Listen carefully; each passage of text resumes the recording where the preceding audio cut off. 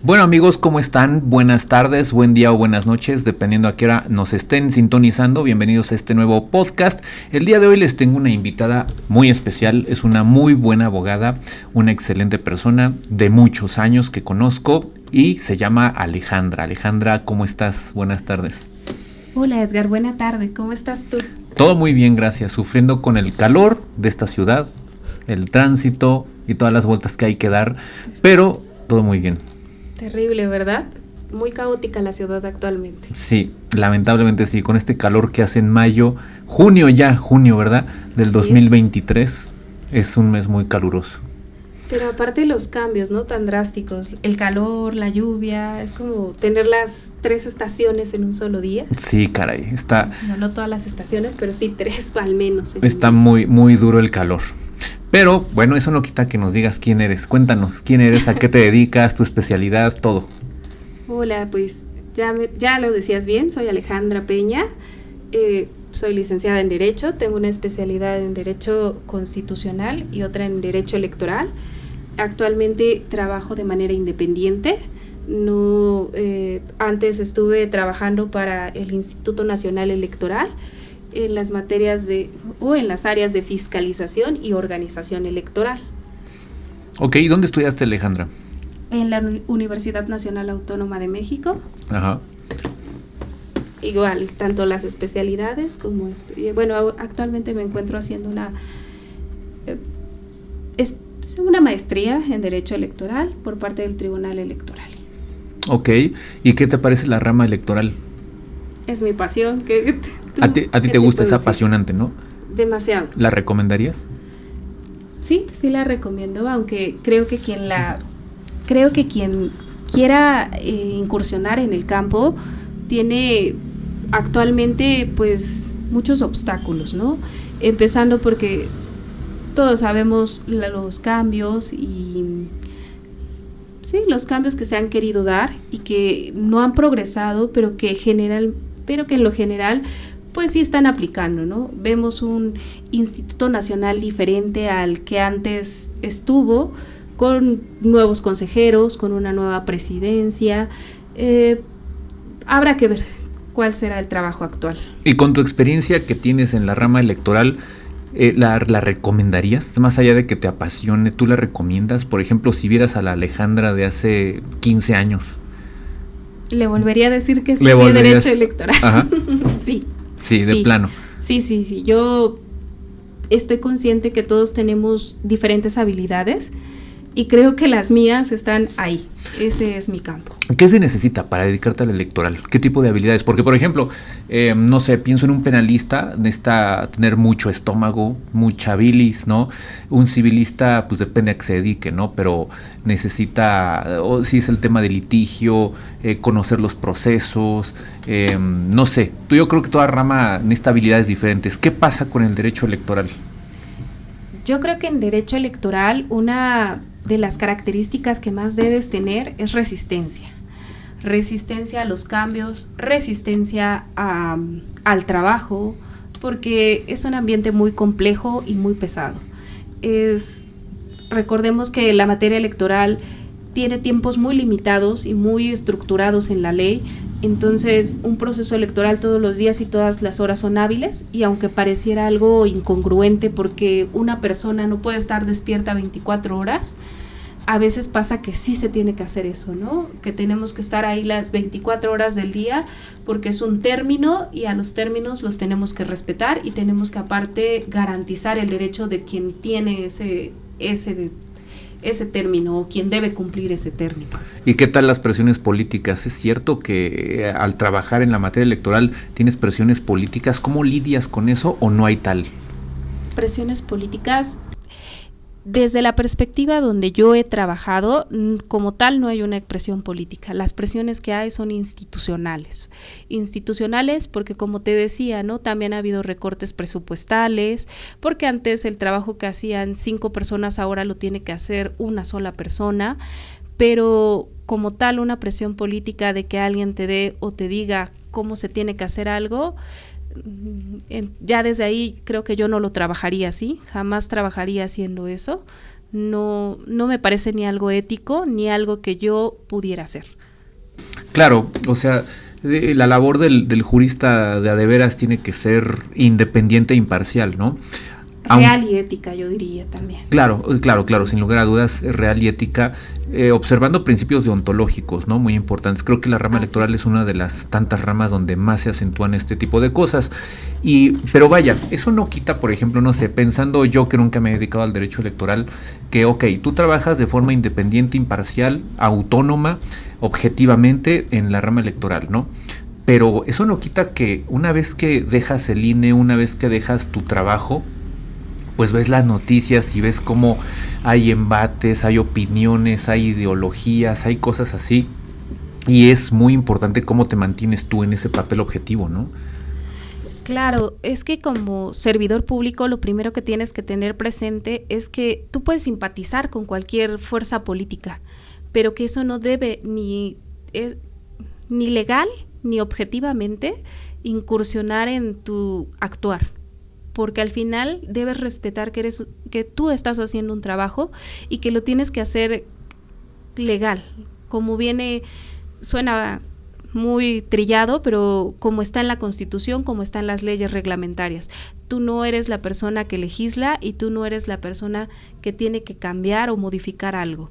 Tú tienes que actuar conforme a derecho y garantizar siempre a todos, independientemente de que simpatices con alguien o no, tienes que garantizarle siempre sus derechos, sea ciudadano, sea partido político, sea agrupación política, sea observador electoral, la calidad que sea, así seas otro servidor público, al final del día lo que más responde de ti es tu ética, como persona y como profesional. Claro, estoy de acuerdo contigo totalmente, o sea, es una rama bien complicada y yo creo que ser servidor público implica un reto doble, ¿no? Aguantar cualquier tipo de cuestión política y mantenerte lo más alejado posible de ese tipo de decisiones, ¿no? Ahora, a ver, te voy a hacer una pregunta así directamente que hemos platicado inclusive en otras ocasiones. ¿Tú eres demócrata?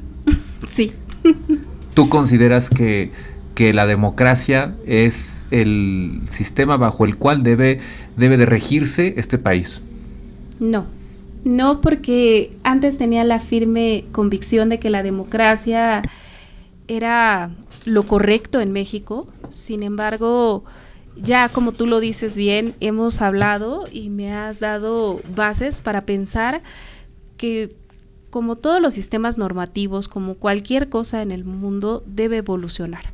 Y aquí en México la democracia no evolucionó y no surgió como algo que específicamente conviniera a nuestro país, sino fue adoptado y entonces como que parece un pegote, como tipo un trabajo de investigación que hizo cualquier persona copiado de internet y que copió, esto sí, esto no, y entonces no se acopló a las necesidades ni de la población, ni del país, ni de nuestras circunstancias políticas ni económicas.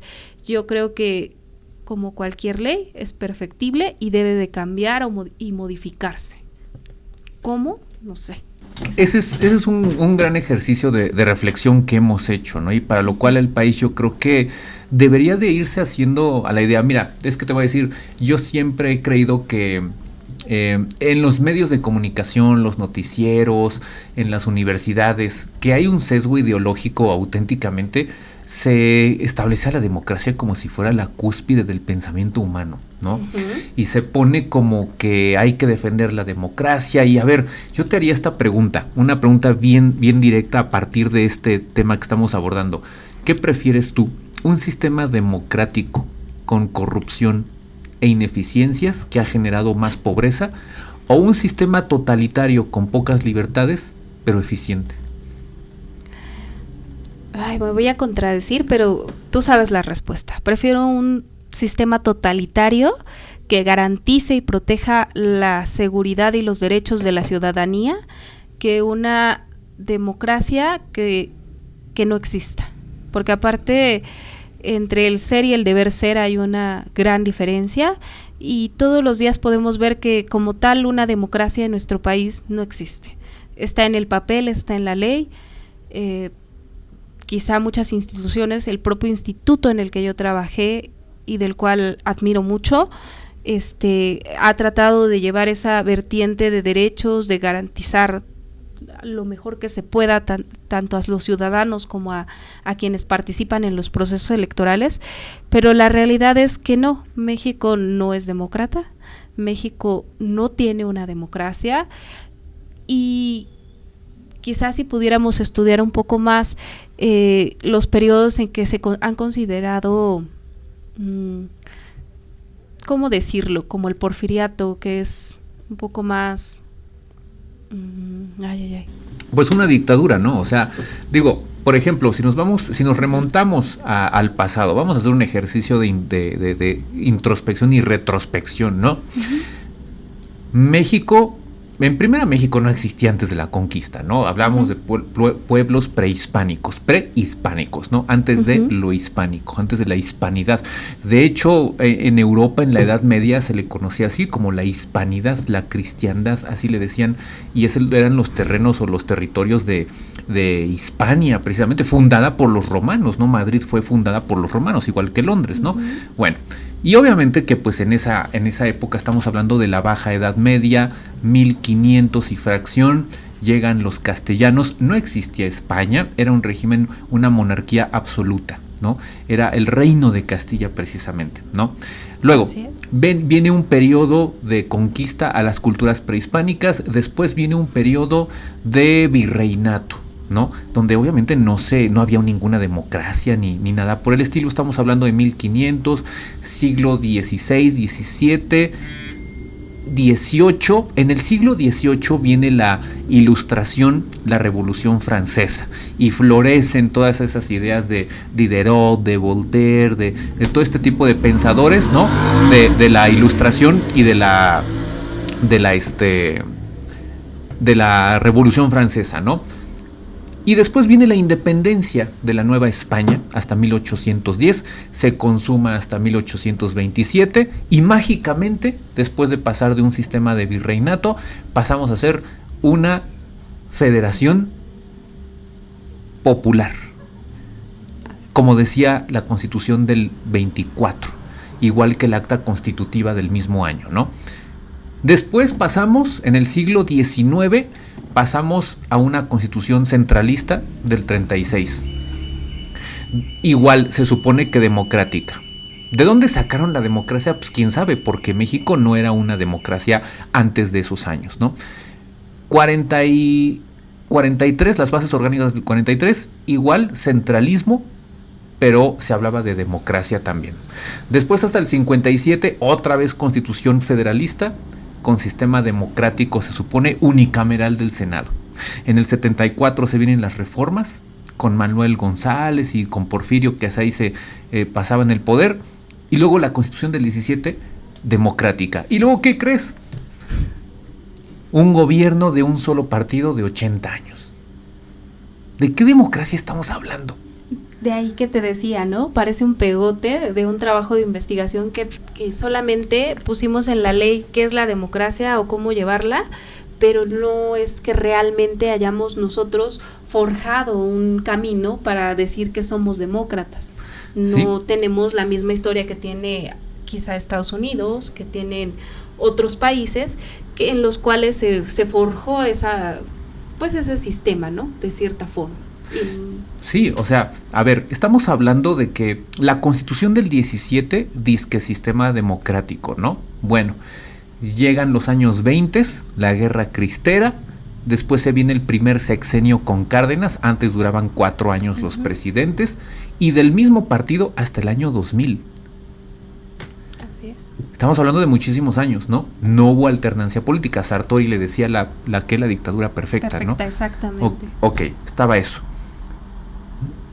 No tenemos ni 100 años de una tradición supuestamente democrática, y eso bajo el entendido de que fuera la cúspide del pensamiento político, la democracia, ¿no? Bueno, échale 23 años de la alternancia, cuando llega Fox al poder, nadie dudaría de la legitimidad de esa elección, ¿no? No sé tú qué piensas, pero pues no creo que alguien diga, no, Fox no ganó, hizo fraude. No, yo creo que es de las elecciones que mejor se puede ver, ¿no? Después de tantos años de un partido hegemónico, creo que ya la alternancia vino a dar un total apoyo o beneficio a decir que sí somos demócratas. Ok, pasa eso, pero resulta que la clase política es la misma. A ver, vamos a hacer un recuento. Tenemos de posibles candidatos a la presidencia una Claudia Ruiz Massieu, hija de Ruiz Massieu, la misma clase política. Claro. Tenemos un Miguel de la Madrid, hijo de un expresidente de la República, la misma clase política. Tenemos un Marcelo Ebrard, del gobierno de Salinas. Así es. La misma clase política. Tenemos un López Obrador, del PRI de los 70s, un prista, de los originales. Así es. La misma clase política. ¿De qué democracia estamos hablando? O sea, yo por democracia entendía el gobierno del pueblo, Demos Kratos, ¿no? Aquí no es cierto. Aquí es una baraja de personajes de la misma clase política en donde decimos la democracia es ejercer la libertad. Libertad, ok, la Constitución dice que cualquiera puede ser presidente de derecho, pero en los hechos son los mismos de hace 40 años. Pues es que yo creo que ese es uno de los grandes problemas que tiene nuestra democracia, ¿no? Que los políticos hoy son de un partido y mañana son de otro y al final del día no son de ninguno, pero siempre están en los cargos. Entonces, como bien lo dices, ¿de qué democracia hablamos o de qué estamos hablando cuando hablamos de democracia? Si siempre resulta que las mismas familias o los mismos personajes ejercen el poder. ¿O no estaremos bajo la presencia de que en realidad la democracia no es funcional y la hemos tomado, como Marx decía, como un fetiche? Podría ser porque a lo mejor y en nuestro intento de que todos participemos y de que todos hagamos, estamos haciendo que nadie participe y que a la vez nadie haga. A ver, por ejemplo, tú que trabajaste en el INE, ¿qué porcentaje de la población con derecho y obligación al voto lo ejerce? El último estudio muestral que se hizo en 2000, estamos hablando de ¿cómo se llama? Del proceso electoral en el cual gana el actual presidente, se vio que en todo el país fue un poquito más del 50%, pero estamos hablando de que esa fue una de las elecciones en las que más gente participó. Entonces, yo lo retomaría con uno previo a en donde casi siempre es entre el 30 y el 20 y tantos % de población, o sea, no llegamos al 50%, ¿no? A ver, sí, yo tenía recuerdos de que la elección del 94 y la del 2018 de la de López Obrador, fueron las más participativas, ¿no? Así es. Ahora bien, estamos hablando de que, y de las elecciones intermedias mejor ni hablamos, ¿no? Pero vamos a hablar de las presidenciales. Esto te dice, como experta en derecho electoral, ¿esto te dice a ti o te arroja elementos para decir, sí, el pueblo mexicano quiere una democracia? No, porque al final del día, si de 1000 personas solamente votan 500, no estamos hablando de que se esté expresando el pueblo. No, y eso en el mejor de los casos. Porque de manera aritmética hablando, ¿no? Ajá. O sea, no, el 50% no equivale a toda la población. Entonces, no se está viendo reflejado quién está eligiendo a quién. ¿Y no será eso producto de la herencia cultural que tenemos en la que la Nueva España, los pueblos prehispánicos, que te estoy hablando de 500 años, no te estoy hablando de tanto tiempo, apenas son 500 años, 200 años de México independiente?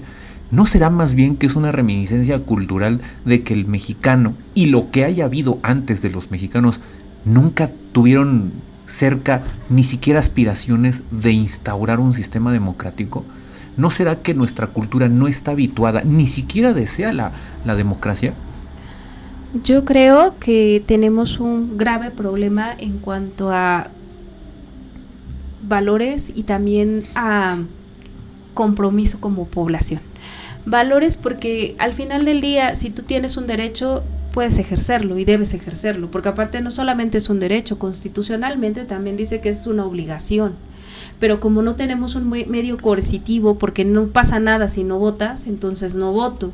Entonces ahí está también la pereza mental que traemos, ¿no? Porque resulta que también quien vota no conoce las plataformas, no conoce qué está ofreciendo ese candidato.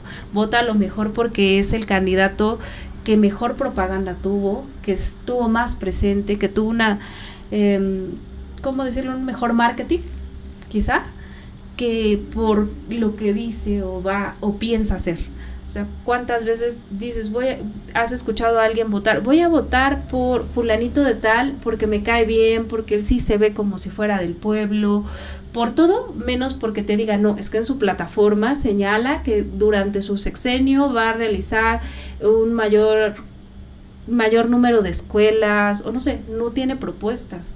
En general la población vota por marketing, por lo que ve, más que por lo que sabe de esa persona o por lo que puede ofrecerle esa persona. Fíjate que lo que estás diciendo, Giovanni Sartori, es lo que llama homovidens precisamente, ¿no? Y las elecciones televisadas, precisamente, el homoludens le dice también él, ¿no? Y que dice que como el ser humano está acostumbrado ahora a las imágenes, pierde capacidad de abstracción.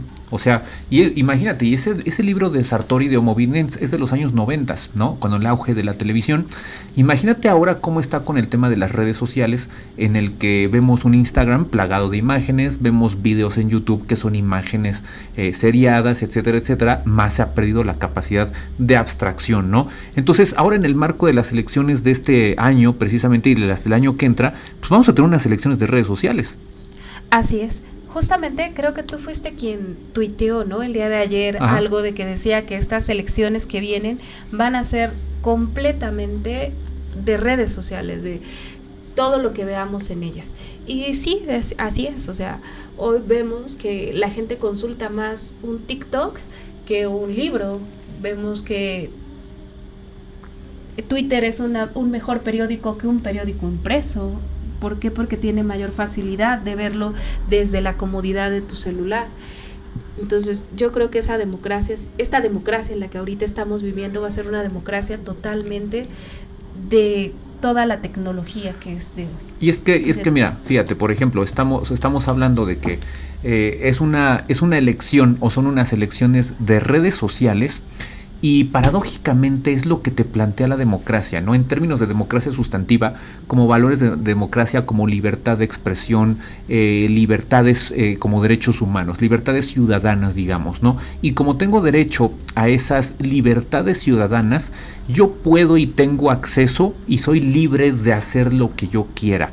Puedo trabajar en lo que quiera, puedo postularme para presidente de la República, puedo utilizar redes sociales de forma libre, ¿no? Porque no tengo, digamos, restricciones constitucionales ahí.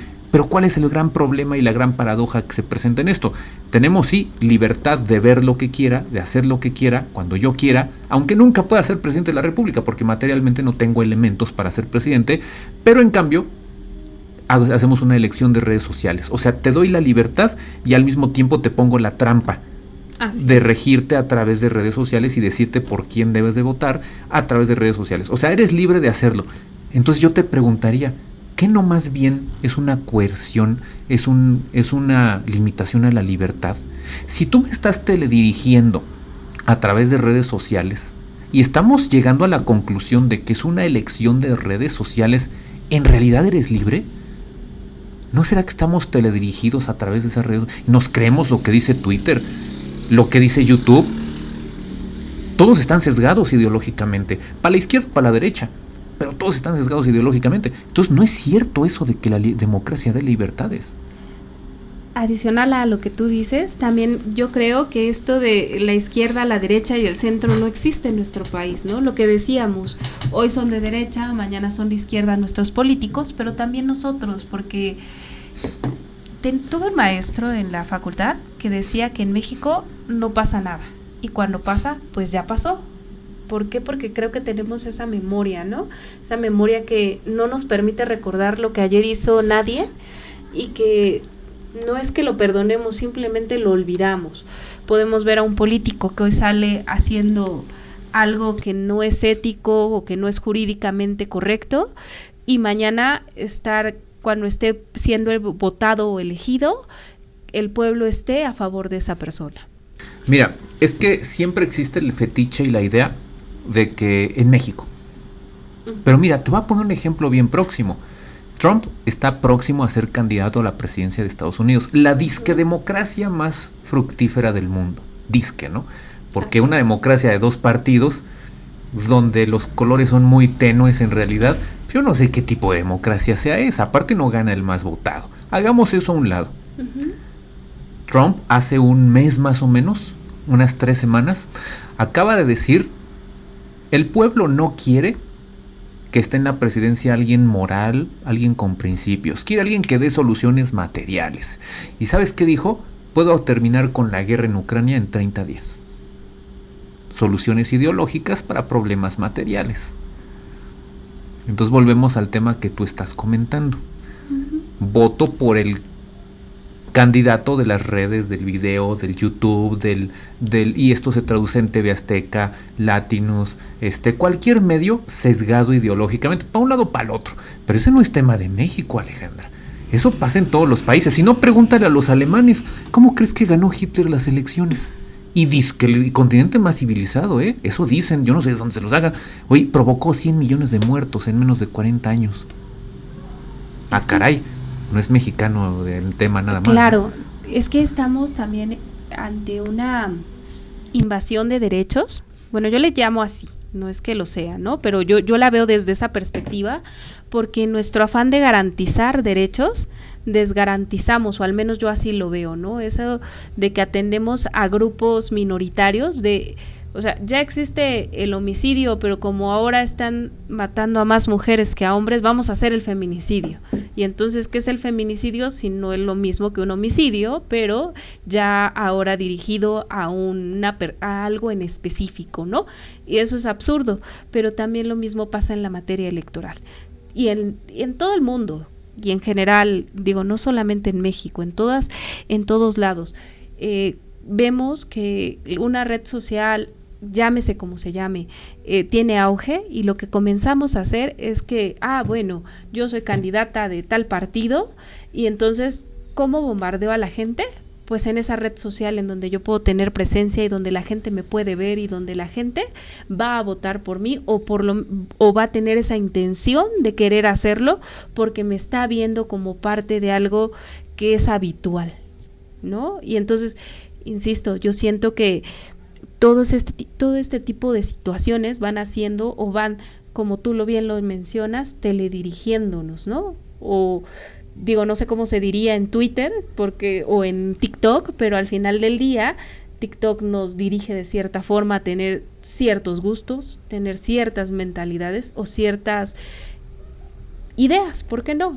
Y no es que las comprobemos, no es que digamos, híjole, es que en Twitter dice que tal cosa es así, voy a verlo, a ver si hay una enciclopedia que dice, o algún científico, o algo que verdaderamente me dé la certeza de que lo que se dice ahí es real o cierto. Entonces, estamos en un mundo en el que en general nos estamos más por lo que vemos que por lo que puede o no debe llegar a ser real. No comprobamos. Sí, ese es un tema. Yo siempre he creído que si tú quieres conocer la realidad, lo primero que no debes de hacer es ver las noticias, porque todas están sesgadas ideológicamente, ¿no? Entonces, por eso vuelvo a la pregunta original. A ver, si tú me preguntas a mí, yo prefiero un gobierno totalitario que restrinja libertades, pero que tenga eficiencia administrativa. O sea, a mí de nada me sirve un sistema democrático en el que todo mundo dice que puede ser presidente de la República, pero en los hechos no puede ser. Que a ver, ¿quién puede ser presidente de Estados Unidos? Y es disque la democracia número 1. Nadie puede ser presidente de los Estados Unidos. Es el que tenga más centavos. Así es. Yo prefiero un gobierno que saque de la pobreza a la gente, aunque no me dé libertades. O sea, ¿qué prefieres? ¿Comer o tener libertad de expresión? ¿Cómo vas a tener libertad de expresión si no tienes el derecho a la alimentación necesaria? Pues claro, ¿cómo vas a...? Hay cosas que son básicas. Claro, ¿qué prefieres tú? ¿Que el gobierno te dé un techo, un piso firme, o que te dé libertad de imprenta?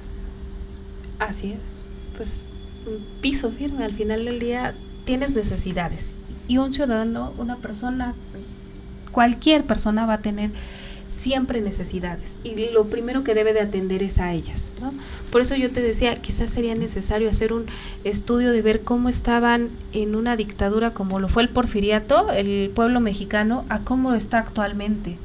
Porque actualmente, después de la pandemia, después de todo lo que hemos pasado, hay mucha población que se quedó sin empleo y ha habido recortes monumentales en diferentes materias, tanto de la salud como de la educación, infinidad de cosas, hasta de bienestar social, porque ha habido recortes impresionantes a muchos programas del gobierno federal y local. Entonces, yo creo que valdría la pena ver o hacer ese análisis de qué tan necesario o qué tan bueno ha sido los cambios, ¿no? Qué tan eficiente ha sido la democracia. Buscaba yo en este momento lo del estudio menstrual que muestral, ¿no? Pequeña diferencia entre menstrual y muestral. Perdona, ¿no? Muestral. es que es Discúlpenme. Y justamente lo tengo aquí y veía que algo que me impresiona mucho es que durante el año 2018 solamente el 4% de la población que tenía derecho a votar por primera vez, o sea que era mayor de edad y que había iniciado su trámite de la credencial de elector, solo 4% a nivel nacional votó.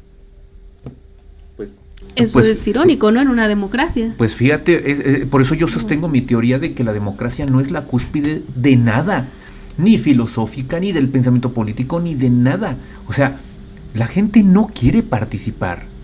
La gente quiere soluciones materiales, Alejandra. No le interesa participar que el PAN, que el PRI, que Morena. No le importa, le importan las soluciones materiales. Yo por eso vuelvo a mi tesis. Soluciones materiales, eficiencia gubernativa, más que libertades, más que democracia. Yo prefiero, mira, te lo voy a decir así al Chile. Yo prefiero un gobierno comunista y totalitario, pero que saque de millones a personas de la pobreza. Sí, con restricción de libertades, robando propiedad intelectual, pues ni modo. A un gobierno democrático que da disque libertades, pero cada vez hay más pobres. Cada vez hay más desigualdad. Por eso te decía que ya no soy tan férrea a la idea de que México deba de tener una democracia, porque los hechos hablan más que las palabras.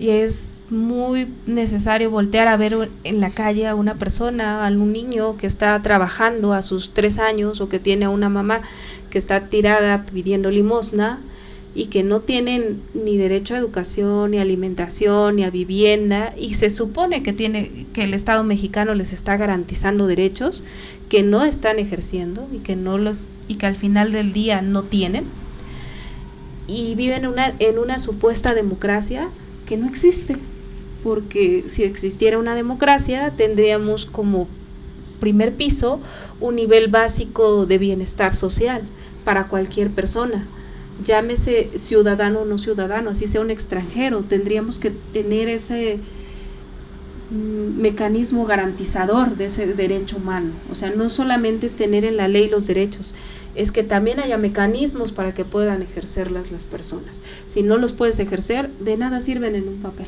Claro, esa es la diferencia a la que Marx, inclusive a través del materialismo histórico, decía, pues evidentemente herramientas materiales, soluciones materiales, no ideológicas, de acuerdo con la propia experiencia, ¿no? O sea, yo creo que la democracia será superada y yo creo que está siendo superada, ¿no?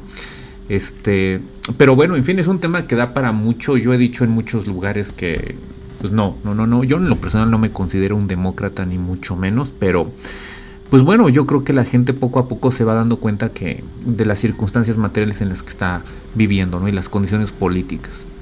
Así es, y lo que te decía, ¿no? Al final del día es el sistema político que tenemos es una ley y todas las leyes son perfectibles.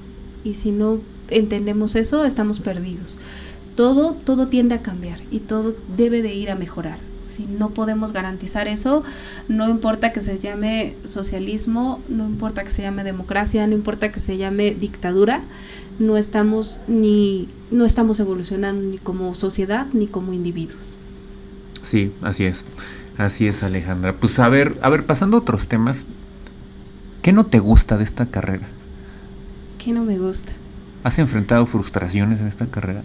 Muchas,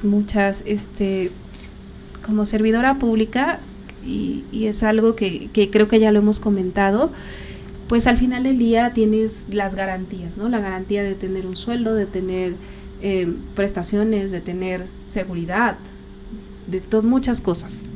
Y digo, no solamente lo tiene un servidor público electoral, cualquier persona que se desempeñe, pero como persona independiente, como alguien que trabaja de manera independiente, que no me gusta. Pues eso, que no tenemos, en la materia electoral el campo es muy cerrado. O trabajas del tribunal o trabajas en el Instituto Nacional Electoral o el OPL. El otro lado es trabajar con los partidos políticos o con las agrupaciones políticas. Pero en realidad el mayor trabajo que te pueden dar es el de servidor público. El campo profesional, cuando eres independiente, es muy limitado, muy restringido, porque aparte si no te conocen, pues alguien que no te conoce no te va a contratar, ¿no? Y cuando ya eres servidor público y te conocen, pues tampoco es que se te vayan a abrir las puertas, no.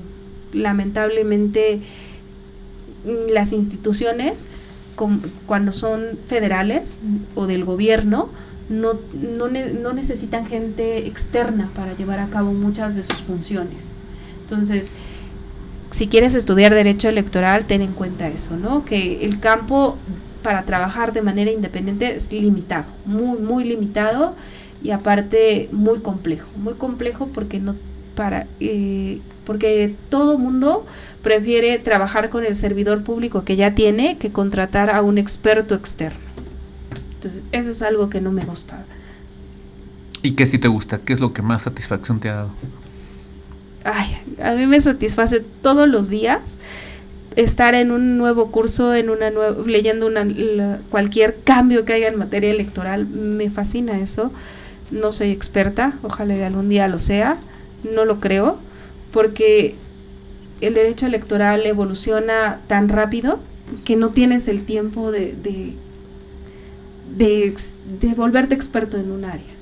Y aparte los cambios, las necesidades que tiene la población siempre te demandan más. Entonces, creo que no soy experta en nada a veces, y a veces me siento como si apenas estuviera estudiando derecho porque necesito volver a conocer, ¿no? Ya sabías y ya tenías algo que siempre se ha hecho o durante mucho tiempo se hizo y que de repente se reforma y hay que cambiarlo, y en ese momento hay que cambiar el chip, ¿no? O sea, simplemente podemos ver uno de los más grandes cambios que hubo de cuando el instituto se volvió de federal a nacional, que fue un gran cambio, ¿no? De ese querer homogenizar los procesos electorales, de que todas las entidades tuvieran pues un proceso más, como lo decía yo, homogéneo, ahora que me parece que va a haber muchos cambios y que será necesario también volver a leerlos, aprenderlos y a estar todos los días actualizándote.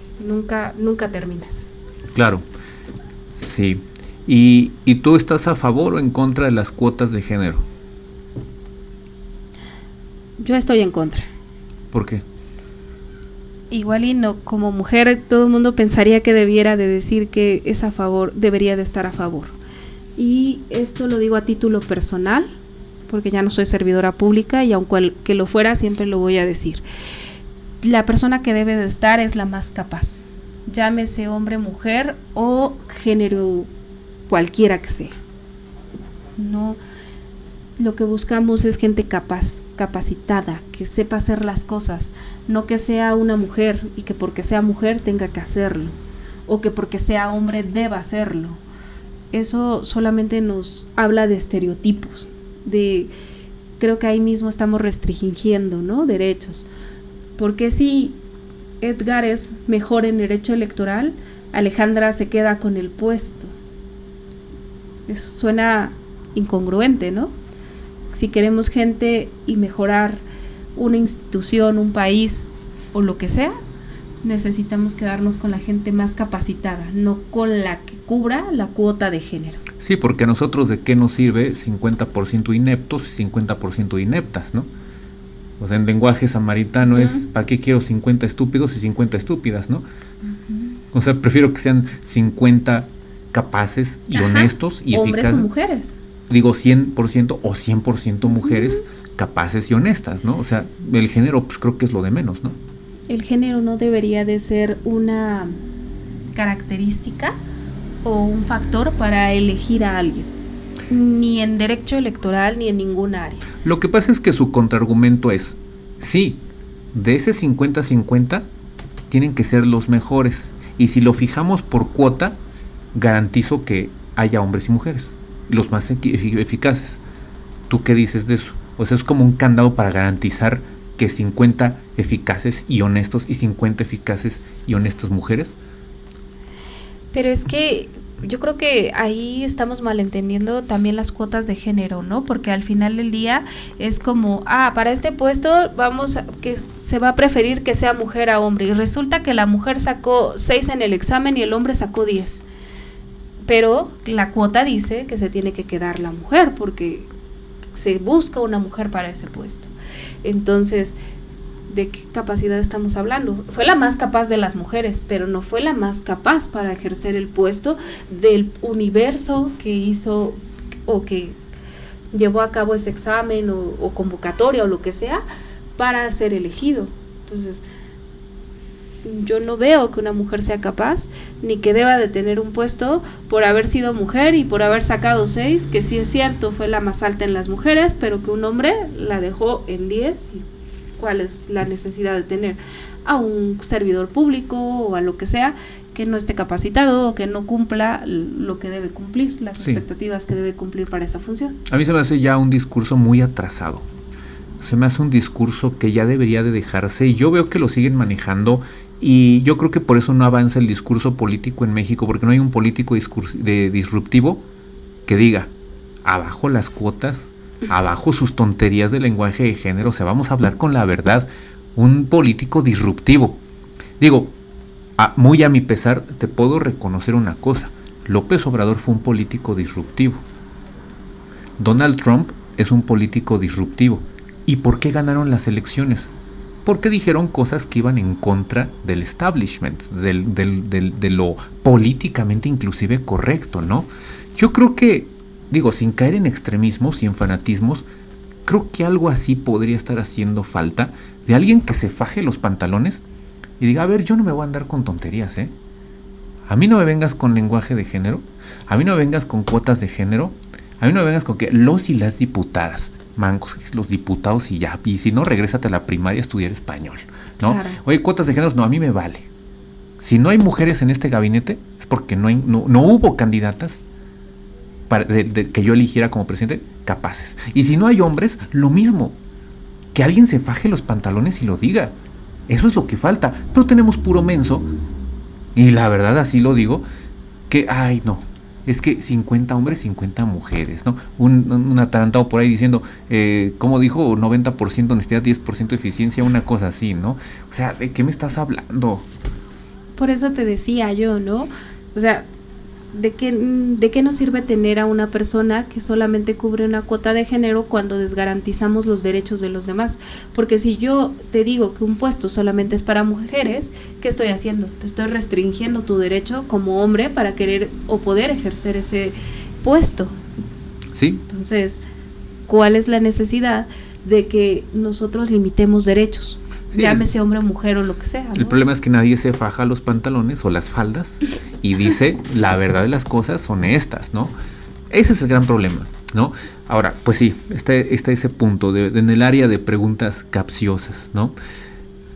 Por ejemplo, digo, y espero que YouTube no nos restrinja, legalizar la marihuana, ¿sí o no? Pues es que, ¿por qué no no entiendo por qué tenemos que legalizarla. Al final del día, si tú decides consumirla, sea legal o no legal, la vas a consumir. Lo mismo pasa con el aborto, lo mismo pasa con muchas otras situaciones. Si tú decides abortar, aun cuando no sea legal, ha habido miles de abortos. Entonces, ¿por qué tenemos que meternos en el tema de lo que tú decides hacer? Ahora, si tú quieres consumir marihuana, es porque a lo mejor y te gusta o porque ya tienes alguna enfermedad resultante de su consumo, no sé, o sea, yo ahí lo primero que diría es ¿por qué la vamos a legalizar? ¿Cuál sería el motivo? ¿Por qué queremos restringirla o por qué queremos que ya no esté? Dicen que porque hay mucha violencia en el país, ¿no? Derivada del consumo o de la producción. Si la producen es porque la quieren. Entonces, independientemente de que sea legal o no legal, se va a seguir produciendo. Ahora, el hecho de que la legalice, pues va a quitar esa violencia. Yo no lo sé. Ahora, por ejemplo, ¿qué te parecería? Oye, voy aquí a la tienda de la esquina, que es una distribuidora oficial. Sí, deme, no sé cómo la vendan, así deme 3 churros o una caja, un gramo, 1 kilo, ¿no? Ah, sí, cómo no, ahí te va. ¿Cuánto es? No, pues que 1,000 pesos. O que sea por debajo de la mesa. Porque, fíjate, es bien irónico, ¿no? Es legal el consumo lúdico. Uh-huh. Pero entonces, ¿cómo la consigo? Ajá. Porque es narcotráfico. Ajá, o sea, entonces nos tendríamos que poner de acuerdo empezando por eso, ¿no? Si ya la estoy legalizando para que la puedas comprar, también la tengo que legalizar para que la puedas producir. Sí, claro, y producir y implica... distribuir. Exacto, es lo que te iba a decir, implica Ajá. distribuir, adquirir, vender, donar, etcétera. Quizá a lo mejor va a haber ciertas tiendas en donde tú puedas adquirir y me parece que la ley contempla un número de gramos o cierta cantidad que tú puedes llevar y portar, ¿no? Entonces, seguramente lo que falta aquí, lo que te decía yo hace un rato, no solo basta con que nos den un derecho, sino también que nos den mecanismos para poder ejercerlo. Igual aplicaría con esta parte de la droga. Si ya me están diciendo que es legal mi consumo lúdico, entonces ahora lo que te falta es que tu Estado me digas cómo la voy a adquirir para que ya no sea un crimen o para que ya no represente violencia o para que ya la gente pueda decir, híjole, tengo mi sembradío de marihuana. Digo, no sé cómo funciona esto, pero pues, supongo que debería de haber un lugar en donde se pueda plantar y cortar y distribuir, ¿no? Digo, no sé bien de ese proceso. Sí. ¿Cigarros, sí o no? Pues insisto, ¿por qué te tengo yo que restringir algo? Es un producto, si tú tienes la capacidad y te gusta, consúmalo. Ok, pero ¿qué no se supone que mi derecho termina donde empieza el tuyo? Así es, pero si, bueno, eso sería si estuviéramos en la misma área. Yo podría decirte, Edgar, ¿podrías apagar tu cigarro? Me molesta. Y a lo mejor tú me dirías, híjole, Alejandra, yo quiero seguir fumando. Y yo te diría, bueno, estás en tu derecho, me puedo quitar de ahí. Ni te estoy quitando, ni tú me estás quitando ningún derecho. En la vía pública. En la vía pública, cuando no conoces al que está al lado tuyo fumando, también puedes hacer lo mismo, ¿no? Yo he visto mucha gente, a mí no me gusta el cigarro, el olor a cigarro me desespera, es algo que no tolero. Pero no por eso le digo al señor que está al lado mío, oiga, deje de fumar. Él está en una vía pública en donde todos tenemos derecho a transitar. Yo no lo voy a quitar. Pero no a dañar la salud de otros. No, pero yo me puedo ir del lado contrario. Pero llega el momento en el que es inevitable, ¿no? Ah, claro, hay lugares en donde, calles en donde todo el mundo fuma, ¿no? Un lugar así. Yo soy de la idea de sí restringirlo. ¿Sí restringirlo? Sí, yo soy autoritario. Yo soy totalitario. O sea, si por mí fuera, yo prohibiría fumar en la vía pública. Porque es una contaminación al prójimo y al ambiente. Tú sabes que yo no soy totalitarista. Entonces, yo creo mucho en que los derechos no tienes que restringirlos. O sea, al final del día, tú tienes la capacidad de decir, decidir si fumas o no. Y también tienes la capacidad de ver y de hacer que no molestas a un tercero. Porque si a mí me gusta el cigarro y lo vengo fumando, pero estoy en una calle y hay 50 personas más y yo no sé si a esas 50 personas más les gusta, yo no voy a ir fumando y echando mi humo a todos lados, ¿no? También eso habla de un respeto, de una educación. Claro, sí, vaya, pero a ver, la gente no piensa así, si tira las colillas en la coladera. Ya lo sé, yo sé que... Si te atropellaron hace poco aquí un bicicletero en la banqueta... Horrible, todavía tengo la cicatriz. O sea, ¿tú crees que un fumador va a decir, ay no, como hay 2 personas aquí no voy a fumar? Yo lo sé, pero es que quizá yo soy un poquito más idealista y creo que uno de nuestros grandes problemas como pueblo, como nación, como mundo, es que no tenemos ese respeto por los demás, ni esa ética, ni esa disposición de... no solamente ver por mí, sino también de ver por los intereses comunitarios, ¿no? Porque al final somos seres humanos y como bien lo dicen, somos seres sociales. Entonces, no es que Alejandra viva en su burbujita y pueda hacer todo lo que quiera hacer.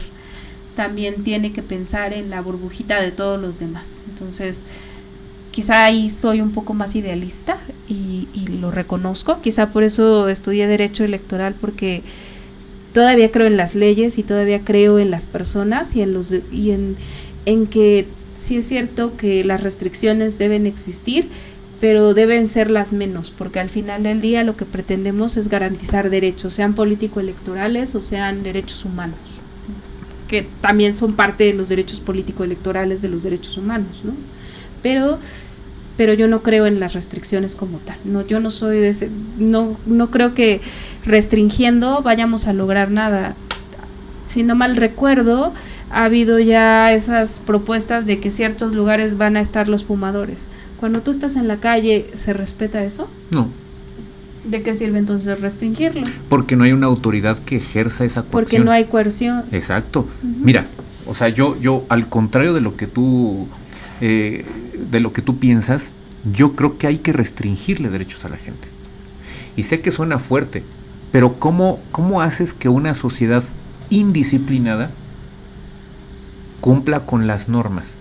Yo pondría una guardia civil en cada esquina de la ciudad donde yo gobernara, y yo pondría guardia civil que se encargara de ver que no tiraran colillas en las coladeras, y a la primera te pongo una multa de 10,000 pesos. A la segunda te arresto por 3-4 días, arresto administrativo. Y si insistes, te vas a la cárcel 1 año. Pon tú que en un delito grave. Y vas a ver si la gente no respeta. Los bicicleteros que se suben a la banqueta. ¿Y sabes por qué se suben a la banqueta? Porque se sienten respaldados por una ideología. Claro. Yo no contamino, soy muy moderno. Y por esa ideología se atreven a subirse a la banqueta y te atropellan, ¿eh? Ay, no les vayas a decir algo, porque se sienten respaldados por esa ideología. Esa guardia civil serían los primeros. Ves a uno en la banqueta, a la primera te multo, con lana. Porque a la gente lo que le duele es la lana. A la segunda te retiro la bicicleta. Necesitas un permiso para andar en bicicleta. Para poder. Yo lo pondría, sí. Y a la tercera, arresto administrativo. Y si insistes, te vas a la cárcel 1 año. Yo lo pondría así, la verdad, ¿no? Pero tú ya estás hablando de mecanismos para poder hacer valer lo que se dijo, pero si estamos en un estado en donde solamente restringimos y no damos mecanismos, no sirve de nada. No sirve de nada, porque lo mismo da que te digan que no puedes fumar y vayas en la vía pública y fumes, lo mismo da que te digan que hay una ciclopista en ciertos lugares para que tú puedas andar en tu bicicleta y te valga y te subas a la banqueta donde se supone que solamente debe de haber peatones. Sí. Pero al final del día, insisto, ¿de qué te sirve restringir si no tienes mecanismos coercitivos o de respaldo que te apoyen a que esas acciones se puedan llevar a cabo? Sí, desde luego que necesitas medios coercitivos, medios materiales para hacer cumplir la norma por la fuerza. Aunque no sea políticamente correcto, yo insisto en que yo prefiero un sistema totalitario pero eficiente que un sistema democrático con disque libertades y lo que tú dices, pero con una ausencia de medios coercitivos para hacer cumplir la norma a la fuerza. Y son de esas contradicciones que hay, ¿no? O sea, por ejemplo, me dices, sí, ciclovía. autos eléctricos que contaminan, porque esas pilas contaminan de a de veras. Porque al final también contaminan. Claro. Pero haces un segundo piso para coches. ¿Qué pasó? Ajá, o sea, ¿cuál era la ideología? ¿El restringirlo o el aumentarlo? ¿Eres o no eres? Exacto, por eso es que te digo, ¿no? Y así parezco yo, porque parece que soy demócrata, pero a la vez también soy totalitaria, porque yo entiendo lo que tú dices y lo hemos hablado ya varias veces, y yo antes de hablarlo contigo, yo era fielmente demócrata, pero sí creo que una democracia no puede funcionar sin medios, ¿no? Nada funciona si no tiene cómo hacerlo, o quién lo va a sancionar, o quién lo va a verificar, más allá de sancionarlo, quién lo va a verificar que efectivamente se cumpla. ¿Por qué? Porque, insisto, de nada sirve que una constitución diga que tienes un derecho a votar, pero también es tu obligación como ciudadano hacerlo, si no ejerces tu derecho al voto. Pero también doy y recibo, ¿no? Ok, mira, si me subo a la banqueta, me van a quitar la bicicleta, necesito licencia de ciclista. Eso ni en sueños aquí en la ciudad. Y ya deja tú la ciudad en el país, como debería ser, ¿no? Debe haber un permiso local que las entidades establecen para ciclistas, ¿no? Bueno, está ese tema de los ciclistas, está el tema del cigarro, todo este tipo de cuestiones en donde yo sé que me van a quitar la bici, tengo que tramitar un permiso, digo, en mis sueños, ¿no? Me puedo ir arrestado si me pillan en la banqueta como o tirando colillas en la coladera, para que luego no me queje de que se inunda la calle, ¿no? Bueno, pero así como me quitan que me den, eso lo puede hacer el Estado, pero ¿por qué crees? Porque hay incentivos fiscales, porque hay buen asfalto, porque las calles están en buen estado, las banquetas, porque los semáforos funcionan, porque la policía cumple con su deber. Bueno, así pues cumplo. ¿Así sí lo hago? Claro, por eso yo sostengo que el totalitarismo sí funciona. Cuando es eficiente, no un menso, no un inútil corrupto como Maduro, ¿no? Sabes, mira lo que ha pasado en Venezuela, ¿no? Pero ¿qué te parece un sistema como el chino? Sí, robando propiedad intelectual, la neta sí. ¿El del norte? Ahí no conozco tanto, pero en el sistema chino es un sistema comunista, a la China, ojo, han robado propiedad intelectual, con autoritarismo, a martillazos, pero sacaron a 200 millones de la pobreza. Así es, pero quizás tampoco sea un sistema tan totalitario, ni tampoco digamos que no sea democrático.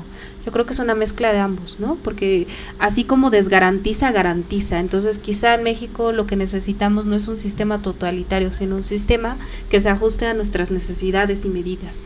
Más allá de que se llame totalitario o democrático o autocrático o monocrático, como quieras denominarle, lo que necesitamos es un sistema que vaya acorde a nosotros, más allá de que sea lo que queramos, ¿no?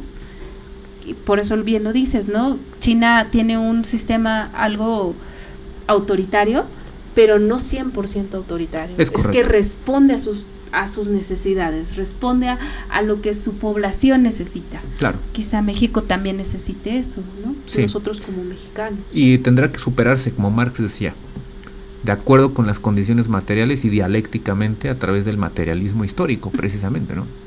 Todas las leyes son perfectibles, claro. La evolución es necesaria absolutamente, y al final del día esto va a cambiar en algún momento. ¿Cómo? No lo sabemos, a lo mejor para mejorar y a veces para empeorar, ¿no?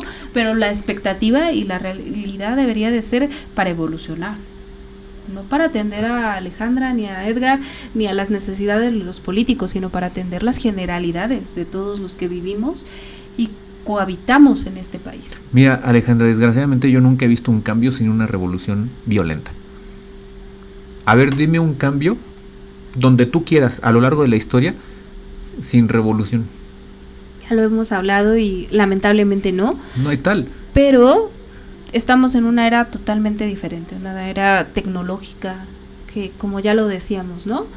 Que a veces que no sabemos cómo va a ser ahora una revolución, porque a lo mejor nuestra revolución que considerábamos de armas y de violencia ya no sea la misma forma en la que actualmente podamos hacer una nueva revolución y cambiar este sistema.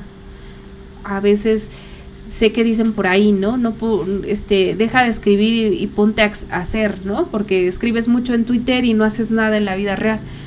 Pero ¿quién te dice que no también esos son grandes cambios? O que por ahí van a empezar los cambios. Estamos en una sociedad, inmersos en una sociedad en la que las redes sociales, en la que todas las cosas que son de fácil acceso son las más vistas, las más reproducidas y las que más conocemos. Y eso habla de un marketing, habla de muchas cuestiones, ¿no? De comunicación social. Entonces, sin duda, esperemos a ver cómo va a ser la revolución que nos va a modificar o que nos va a mejorar o a cambiar, ¿no? Yo espero que sea, insisto, una mejora, porque lo contrario sería un retroceso. Sí. Sí, pues digo, sería lo ideal, ¿no? Y ahí tienes la guerra de secesión, ahí tienes la revolución rusa, ahí tienes la guerra de independencia, la revolución mexicana, la revolución francesa, la revolución en Corea del Norte, en 1912, si no me falla la memoria, 1911 más o menos, cuando llegan los parientes del actual líder de Corea del Norte. Ahí tienes la que me digas, es aguamazos, es a martillazos. Eso de revolución de las ideas, mamangos. O sea, la verdad, digo, no es mala onda, pero aquí, ¿quién se le ocurre? Revolución pacífica. Pues eso es como decir, súbete para abajo. ¿Cómo? Yo entiendo lo que dices, pero insisto, ¿no? Vamos a ver, porque también, por ejemplo, en el tema de Ucrania, que ha sido una guerra totalmente violenta, sanguinaria, ¿qué cambios has visto? ¿Qué modificaciones rescatarías de eso? Mira, ese es un movimiento material, Eso es una guerra material en los hechos, armada. Y yo lo que estoy viendo es que sí puede haber una división de bloque en el mundo a raíz de esa guerra. Entre el bloque China-Rusia, puede ser que Corea del Norte, y el declive de los Estados Unidos y de Occidente. Del Occidente, ¿no? Totalmente, sí, porque mira, hay que tomar en cuenta, las economías se están desdolarizando en buena medida. El dólar ha venido a la baja y hay países que ya no están dolarizados, ¿no? Europa, por ejemplo, la verdad de las cosas es que yo veo más posibilidades de negociaciones con China, por ejemplo. Hace como 2 meses aproximadamente se logró una conciliación entre Arabia Saudita e Irán, enemigos desde hace milenios, Alejandra. Persas contra árabes. Los iraníes son persas, los árabes son árabes, ¿no? Arabia Saudita. Bueno, no se dijo en las noticias, Alejandra. Fue China el negociador de esa división de milenios, Y son pueblos milenarios, ¿Qué revolución ni qué 8 cuartos de hace 200 independencia en México? No, son pueblos milenarios. Arabia Saudita e Irán son persas. ¿Y cómo te enteraste? ¿Por el TikTok, por el Twitter? Sí, por redes, buscando, viéndome. Es que fíjate, por ejemplo, yo lo que hago es ver medios rusos, medios chinos, medios estadounidenses, medios mexicanos. Oigo, yo no digo que me caigan bien, o sea, como tú bien decías ahorita, puede que yo piense de una forma, que vote por un partido, que uno me caiga bien, otro que me caiga mal, pero los escucho a todos. Claro. Y, por ejemplo, Alfredo Jalife no es santo de mi devoción, pero es un tipo muy inteligente y escucho sus puntos de vista. Es de una forma de pensamiento. Hay otros pensadores, ¿no? De otra ideología política, otras geometrías políticas, que es bueno escuchar, no porque te compres todas sus ideas, sino porque agarras de todos lados, ¿no? Y así fue como me fui enterando de cosas y es un bloque que se está haciendo. China tiene el poder económico y bélico también. Rusia tiene el poder bélico también. Entonces yo no quiero ni pensar qué ocurriría si de pronto, imagínate un ejército chino unido a un ejército norcoreano con un ejército ruso, se ponen en guerra con la OTAN. Hijo, yo no es por ser de mal agüero, pero yo creo que es empomada Europa, como están acostumbrados ya, ¿no? Realmente. Digo, dime una época de la historia en donde no esté peleada Europa. Pues sí, pero sería una situación muy grave, ¿no? Porque allá sí hacen el servicio militar y sí tienen como esa educación bélica. ¿Dónde? En lo que es China. De ¿sí? Que la gente sí sabe manejar un arma, de que sí sabe cómo actuar ante una guerra. Aquí en México no tenemos a veces ni la idea de un arma, ¿no? De cómo utilizar un arma. Sí. Yo me cuento, o sea, no tengo esa... Nadie. Y eso que el servicio militar es obligatorio para hombres y mujeres en México. Ah, claro, ya lo veíamos la vez pasada que platicábamos, no está restringido y no se habla de géneros. La Constitución lo señala nada más como una obligación del ciudadano. Y la ley del servicio militar no distingue. Dice que todo ciudadano mexicano debe cumplir. Dice ciudadano, pero no dice ciudadanos hombres ni ciudadanos mujeres. No, dice. Y cuando hablas de ciudadanos, estamos hablando de ambos sexos. Donde la ley no distingue, no hay por qué distinguir. Donde la Constitución no distingue, no hay por qué distinguir, ¿no? Pero dime, volvemos al punto, Alejandra. ¿Quién se ha fajado las faldas, los pantalones para decir todos parejos y nos vamos a hacer servicio militar durante un año de esta generación en adelante, ¿no? Pues no hay tal cosa. Pero ¿qué pasa en otros países? Pues tienen una tradición bélica. Yo no conozco un periodo de la historia, Alejandra, donde Europa haya estado en paz, ¿eh? No conozco no. Pero justamente eso era lo que iba, ¿no?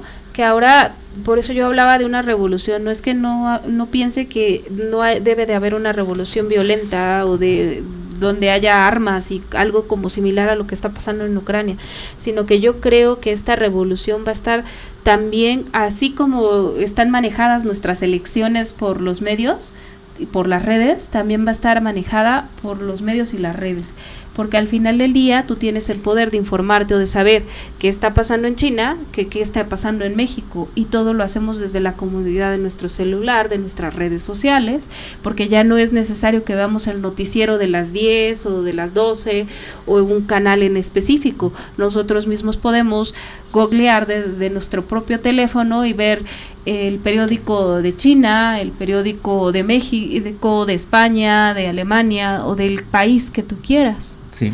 Entonces eso habla de que esa revolución viene más facturada o más enganchada de los medios, ¿no? Que ya de cualquier otra cosa, porque tenemos esa facilidad. Y tú dijiste algo muy importante. Son pueblos que están acostumbrados a la guerra. Y nosotros no. Nosotros no, y yo creo que por eso América Latina es como es un pueblo joven. Los pueblos latinoamericanos son muy jóvenes. Estamos hablando de que son pueblos que máximo tienen 200 años de independientes, ¿eh? Si lo comparas con un China es milenario. Claro. El Medio Oriente, el pueblo judío Israel, pues, tiene todos los siglos de la vida. Los árabes, los persas en Irán. Fíjate, te voy a decir una cosa. La rebelión de Taiping ha sido el movimiento bélico que más muertos ha ocasionado antes de la Segunda Guerra Mundial. Eran chinos. Eso la gente no lo dice. Eso es historia de China. Pero China es uno antes de Mao y otro después de Mao. Uh-huh. La rebelión de Mao es la que provocó la China que ahora pues está, ¿no? Pero fíjate, la rebelión de Taiping fue la que de entre 20 y 50 millones de muertos. La rebelión de Taiping. Para que veas. Por eso te digo que tristes nosotros, ¿no? Porque no tenemos esa cultura bélica, y una revolución de esas magnitudes no creo que nos ayudarían mucho a nosotros. No, digo, vaya, o sea, es lamentable, es un retroceso. Imagínate los extraterrestres. ¿Qué dirían, no? O sea, que nos están viendo desde otro planeta y estos cuates no pueden vivir en paz 10 benditos años. Nada los hace felices. Nada. O sea, si no es una cosa, es otra. El imperio anglo, el imperio persa, los griegos, los romanos, que Estados Unidos, que China, que Rusia, que Irán, que la guerra de Palestina a Israel, que estos, que aquellos, que... O sea, imagínate una inteligencia superior. Yo creo que dice, no, de mensos bajamos, capaz que también nos matan a nosotros, ¿no? O sea, pues no, sí. no nos ven muy razonables, yo creo que... Pues es que, oye, cualquiera diría es una raza sumamente competitiva el ser humano. Pues como que yo creo que ahí sí dirían que no tenemos mucho raciocinio, ¿no? Porque preferimos la violencia antes que otras formas de continuar o de mejorar, o no sé. Finalmente, como tú también dices, ¿no? Todos nuestros pueblos son muy jóvenes, y yo creo que de ahí viene que nosotros no tengamos un sistema propio, ¿sí? Y de que adoptemos los sistemas de países que tienen culturas mileniales, ¿no? Exacto, o sea, China... no tenemos... Sí, desde las dinastías. Hablamos de miles de años, Alejandra. México tiene 200 años. Para que veas. ¿Y China cuántos? Entonces, lamentablemente, pues no tenemos esa cultura, no tenemos ese proceso que ellos sí han tenido que ir llevando a cabo, de ese camino que se han ido forjando para ser lo que hoy son. México ha copiado a Estados Unidos, a España, a muchos países, varias de nuestras autoridades, de nuestro sistema, tanto electoral como jurídico. O sea, no somos un país que esté innovando, que digan, es que México, por sus características, tiene un tribunal electoral. No, es porque al final del día lo adoptamos de otros países. Es que lo que pasa es que, como Marx decía, no se han superado las condiciones materiales, Alejandra. Así es. Yo sí soy revolucionario. Yo sí creo que se necesita una revolución armada para que haya un cambio en las condiciones materiales. Y yo creo que esa revolución va a venir derivada de toda esta información y a la vez desinformación en la que vivimos. Porque, insisto, ya no necesitamos a que nos digan lo que está pasando, nosotros también podemos buscarlo, ¿no? Y a veces también nos podemos malinformar, porque es que en el TikTok la chava de los no sé cuántos millones de seguidores dice, y entonces yo también, porque yo ya lo escuché, ¿no? Y ella es la verdad, y no nos informamos realmente de lo que pasa. Sí, ahora es la cultura de YouTube y la cultura, y mira que me estoy dando un balazo en el pie porque yo subo videos a YouTube, ¿no? Por eso yo siempre le digo a la gente, no me crean a mí, vayan y estudien. Y porque me puedo equivocar, digo, no soy infalible, ¿no? Claro, o sea, todos tenemos errores, ¿no? O sea, al final del día no importa cuántos estudios tengamos, a veces también somos humanos y tenemos errores, o a lo mejor lo que yo pienso no es lo mismo que tú piensas, y a lo mejor lo que necesitas es leerlo para tener tú un propio criterio y poder tú defender tu postura. Así es, no necesitas pensar lo mismo que yo para estar en lo correcto. Y el hecho de que pensemos diferente no nos hace enemigos. Para nada. Pero eso no lo entiende la gente. Todo se lo hace personal. Todo. Tú eres un totalitarista y yo no. Y no somos enemigos. Sí, claro, ni tenemos por qué serlo. Claro, son los consensos, ¿no? Exacto. Al final del día, quien no sabe de consensos no sabe de la vida. Es correcto. Pues algo más que quieras comentarnos, Alejandra, para cerrar. Nada, que como siempre es un privilegio hablar contigo y aprender de ti. Yo insisto, yo no me considero ni especialista ni nada en nada, porque al final del día, cuando yo hago un trabajo, me doy cuenta de todas las deficiencias que tengo y que debo superar y manejar. Me pasa lo mismo, créeme. Te digo, ¿no? Y errores tengo y, híjole, incontables. Van a encontrar muchísimos cuando escuchen este podcast y seguramente yo misma dentro de unas horas, cuando esté reflexionando, voy a decir, ¿por qué dije esto? Tengo que verlo, ¿no? Porque no es que no tenga yo bases o que no tenga ¿cómo decirlo? Elementos para emitir esta opinión, sino que más bien creo que aun cuando los tengo, puedo mejorarlos y puedo consultarlos y puedo leer algo que a lo mejor me va a hacer cambiar de opinión. Claro. Y eso no me vuelve ni que, ¿cómo decirlo? Como que no apoye lo que yo misma digo, simplemente me hace, pues, alguien que, para mí, yo siempre me voy a considerar una estudiante, porque eso es lo que más sé hacer, lo que más hago. Así es. No importa cuántas cosas o cuántos estudios tengas, al final del día siempre eres un estudiante. Así es, Alejandra. Pues muchas gracias por haber participado en este podcast el día de hoy. Y pues bueno, cuando gustes, aquí está el espacio disponible. Gracias a ti. Bueno, pues muchas gracias a todos por habernos escuchado. Espero que hayan llegado hasta acá. Les voy a dejar los timestamps o los capítulos abajo.